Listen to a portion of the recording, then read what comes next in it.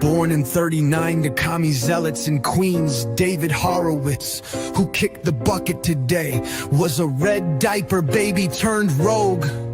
Once a card-carrying Marxist, he flipped the script, saw through the left's BS and became their worst nightmare. The progressive left. Just commies in sheep's clothing, he said. Liars, slanderers, and word twisters pushing chaos while posing as saints. Horowitz, a former insider, clocked their game, guilt-tripping, truth-bending, and whitewashing their sins through his Freedom Center and books like Radical Son. He dragged their hypocrisy into the light, exposing how they've hijacked campuses, media, and government. The Black Panthers, thugs, not heroes, he roared. No matter what the elite claim, agnostic but fighting like a prophet. He rallied a generation to ditch the lies and defend the West. Horowitz's ghost haunts the left's house of cards. His torch burns on in those who spit on deception and swing for truth. Heaven or not, he's earned his stripes, battling earthly hell. Salute, you fearless bastard.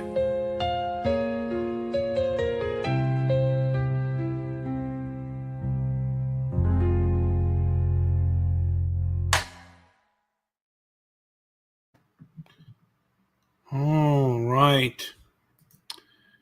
This is title is, Sunday was Mother's Day, and I got a little bit too caught up in my own nonsense to kind of do a show for Mother's Day. So I wanted to do one called Mother, Father, and Objective Thought. My mother was far more of a stoic, an empath who absorbed others' pain, but was often exploited for it. My father, a brawler, wielded his ego aggressively, taking advantage where he could. I exist between them, striving for balance. I see empathy as a two-way street, grounded in awareness, not a blind ally of exploitation. Unlike my father, I work to temper anger, keeping my ego in check. I believe in avoiding reactive outbursts. Yet, when I'm online, these MidWit progressive leftists with their emotionally charged rhetoric does test my patience. Objectivity reminds me these people are fools, but losing control is a trap.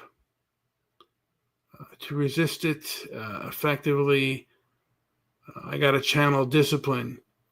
Empathy with boundaries, reason over rage, staying smart, not just strong, and also striving for strength and striving for toughness, not meanness. I tried to fast today, and I was not able to do that. It wasn't effective. And I was supposed to be joined today, but that didn't happen. Or it hasn't happened yet. He could come in at any time. I think sooner or later I will have an open mic. I think one of the songs I'm going to play again is called A Man Named Linwood. I was on CT show, and this reminds me of the culturally captured person.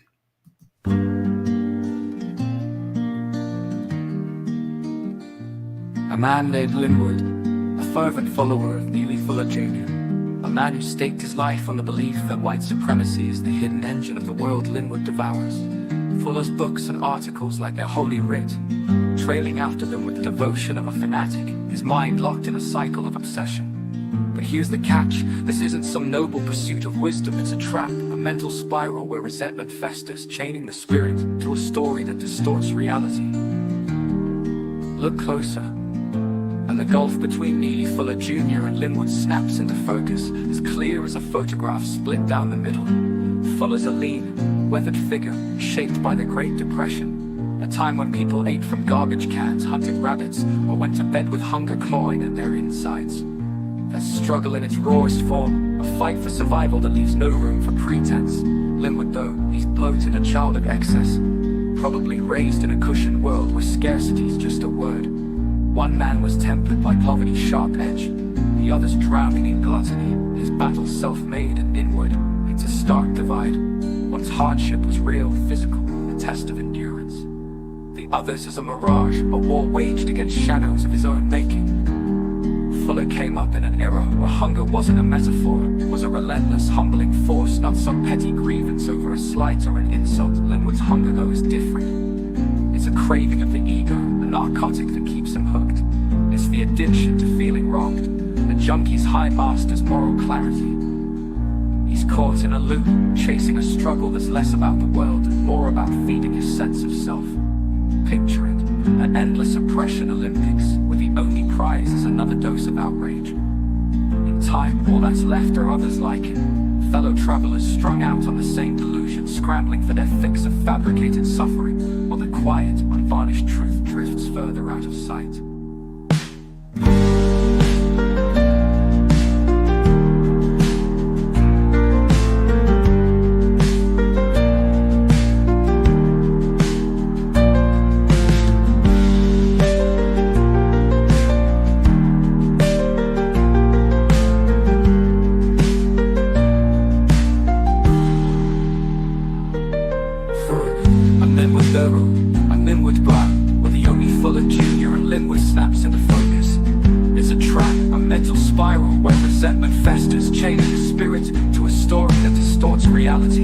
Look closer, and the gulf between Neely Fuller Jr. and Linwood snaps into focus, as clear as a photograph split down the middle. Fuller's a lean, weathered figure, shaped by the Great Depression, a time when people ate from garbage cans, hunted rabbits, or went to bed with hunger clawing at their insides. That struggle in its rawest form, a fight for survival that leaves no room for pretense. Linwood, though, he's bloated, a child of excess, probably raised in a cushioned world where scarcity's just a word.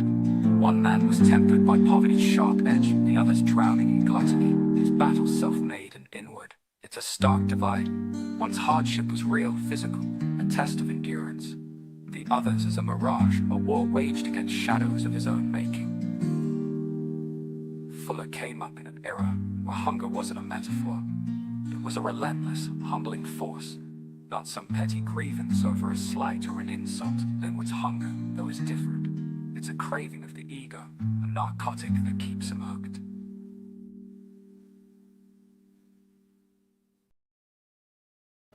Yeah, ego is a very strong narcotic.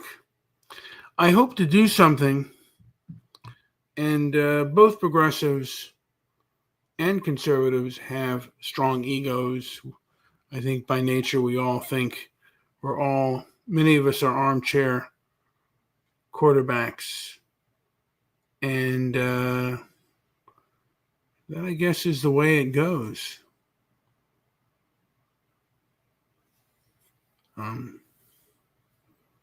And it is rather hard to keep your ego in check. I hope to come out with some projects that are like rehab to a lot of these egotists who think that they know what is best for society and the world, who think they know what is best to be kept information and how information is run. I really want them to know that many are on to their game. And there are ways that one can go about not being disrespected. And those ways are not what you think. I don't think that you have to protest. You have to boycott. And you can boycott online. You don't have to be with these people in person. You just have to stop spending money on a lot of these nonprofits, these progressive nonprofits. Spend your money elsewhere and build a technological place. I believe that it can be done. However, if it is, great. If not, well, at least I tried. I took my turn at bat. And that's all that I could do. Well, for the two people listening, and I don't know if they're glued to their thing or it's just a bots that are listening, I thank you for the few people that are listening. And for those that might listen to it later, I also thank you. Thank you very much. By the way, I'm going to try to fast tomorrow. Today I fast, not just as a personal act, but as a stand against a culture being overrun by egocentric parasites. These predators feed on our weaknesses, masking their selfishness with empty ideals while eroding the foundations of our world. I fast to forge my resolve, to harden my spirit against their temptations and threats, their spite, their viciousness. It crumbles before the iron will and unwavering determination I build through this sacrifice. The devil could heap a banquet in my path, but I'd walk past it, for man does not live by bread alone, but by the truth that pierces their illusions. The progressive left, armed with their tangle of lies, seeks to tear down Western values, liberty, heritage, integrity, while cloaking their assault in the garb of progress.